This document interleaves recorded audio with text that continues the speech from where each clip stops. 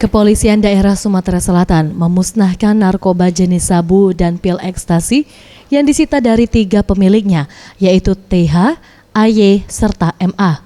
Pemusnahan yang dipimpin oleh Wakil Direktur Narkoba Polda Sumsel AKBP Amazona Polamonia digelar di Gedung Dires Narkoba.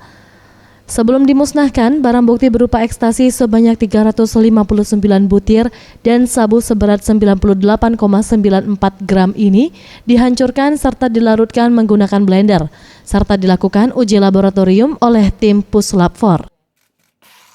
Wadir Narkoba Polda Sumsel AKBP Amazona Polamonia mengatakan bahwa barang bukti narkoba yang dimusnahkan itu merupakan hasil tangkapan anggotanya.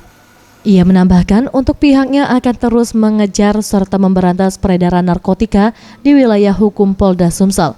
Dan pihaknya juga akan terus mengantisipasi peredaran narkoba menjelang akhir tahun 2017. Serta dalam upaya penegakan hukum, pihaknya berupaya menindak bandar dan pengedar narkoba dengan sanksi hukum maksimal. Bahkan bila perlu, jika memenuhi ketentuan undang-undang akan dikenakan ancaman hukuman mati.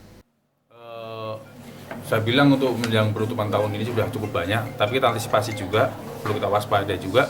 Biasanya menjelang akhir tahun, bulan-bulan terakhir itu, para pelaku-pelaku juga akan stok untuk tahun baru. Ya, itu perlu kita waspada juga, kemungkinan juga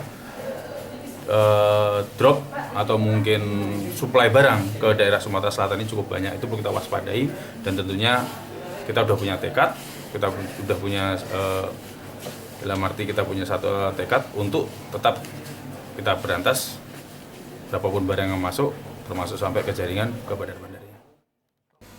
Tim Liputan Sriwijaya TV.